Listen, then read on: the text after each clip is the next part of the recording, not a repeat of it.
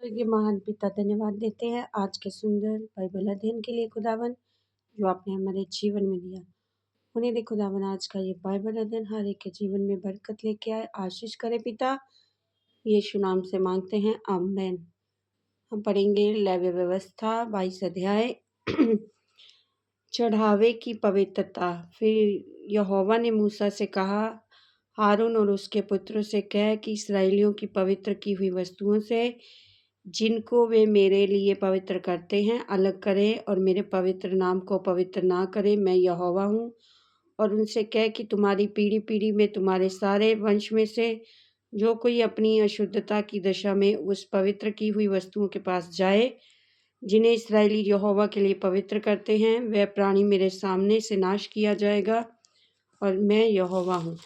हारून के वंश में से कोई क्यों ना हो, तो कोढ़ी हो तो या उसके परमेह हो, तो वह मनुष्य जब तक शुद्ध न हो तब तक पवित्र की हुई वस्तुओं में से कुछ न खाए।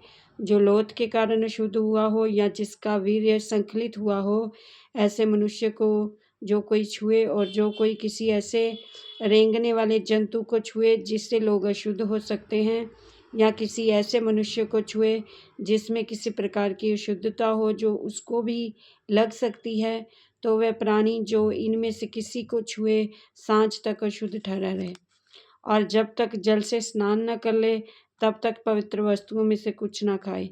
तब सूर्य अस्त होने पर वह शुद्ध ठहरेगा और तब वह पवित्र वस्तुओं में से खा सकेगा, क्योंकि उसका भोजन वही है। जो जो जानवर अपने आप में से मरा हो या पशु से फाड़ा गया हो, तो उसे खाकर वे अपने आप को शुद्ध न करें। मैं यहोवा हूँ। इसलिए याजक लोग मेरी सौंपी हुई वस्तुओं की रक्षा करें। ऐसा न हो कि मैं उनको अपवित्र करके पाप का भार वे अपवित्र होकर करके पाप का भार उठाएं और इसके कारण मर भी जाएं। मैं उनका पवित्र करने वाला यहोवा हूँ। पराये कुल का जन किसी पवित्र वस्तु को न खाने पाए, चाहे वह याजक का अतिथि हो या मजदूर हो, तो भी वह कोई पवित्र वस्तु ना खाए। यदि याजक किसी प्राणी को रुपया देकर मोल ले, तो वह प्राणी उसमें से खा सकता है, और जो याजक के घर में उत्पन्न हुए हों वह भी उसके भोजन में से खाएं। यदि याजक की बेटी पराये कुल के किसी पुरुष से ब्याही गई हो, तो वह भेंट की हुई वस्तुओं में से ना खाए। यदि याजक की बेटी विधवा या त्यागी हुई हो और उसकी संतान ना हो, तो वह अपनी बाल्यावस्था की रीति के अनुसार अपने पिता के घर में रहती हो, तो वह अपने पिता के भोजन में से खाए, पर पराये कुल का कोई उसमें से ना खाने पाए। और यदि कोई मनुष्य किसी पवित्र वस्तु में से कुछ भूल से खा जाए, तो वह उसका 5वां भाग बढ़ाकर उसे याजक को भर दे। वे इसराइलियों की पवित्र की हुई वस्तुओं को जिन्हें वह यहोवा के लिए चढ़ाए अपवित्र ना करे।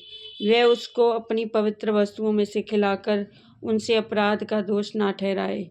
मैं उनका पवित्र करने वाला यहोवा हूँ। फिर यहोवा ने मूसा से कहा, हारून उसके पुत्रों से इसराइलियों से समझाकर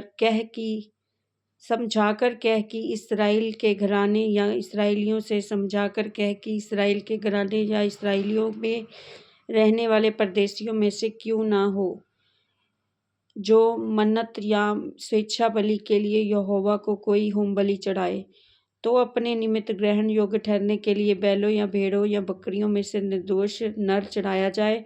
जिसमें से कोई भी दोष हो उसे ना चढ़ाना, क्योंकि वह तुम्हारे निमित्त ग्रहण योग्य न ठहरेगा। और जो कोई बैलों या भेड़ बकरियों में से विशेष वस्तु संकल्प करने के लिए या स्वेच्छा बलि के लिए यहोवा की मेल बलि चढ़ाए, तो वह ग्रहण होने के लिए अवश्य है कि वह निर्दोष हो, उसमें से कोई भी दोष ना हो। जो अंधा या अंग का टूटा या लूला हो, अथवा उसमें रसौली या खौरा या खुजली हो, ऐसों को यहोवा के लिए ना चढ़ाना। उनको वेदी पर यहोवा के लिए हव्य ना चढ़ाना। जिस किसी का बैल या भेड़ या बकरे का कोई अंग किसी अधिक या कम हो, कोई अधिक या कम हो, तो उसको स्वेच्छा बलि के लिए चढ़ा सकते हो, परंतु मन्नत पूरी करने के लिए वे ग्रहण ना होगा।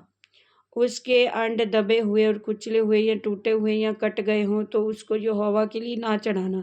अपने देश में ऐसा काम ना करना। इसमें से किसी को तुम अपने परमेश्वर का भोजन जानकर किसी परदेशी से लेकर ना चढ़ाओ, क्योंकि उसमें से उनका बिगाड़ वर्तमान है, उसमें दोष है, इसलिए वे तुम्हारे निमित्त ग्रहण ना होंगे।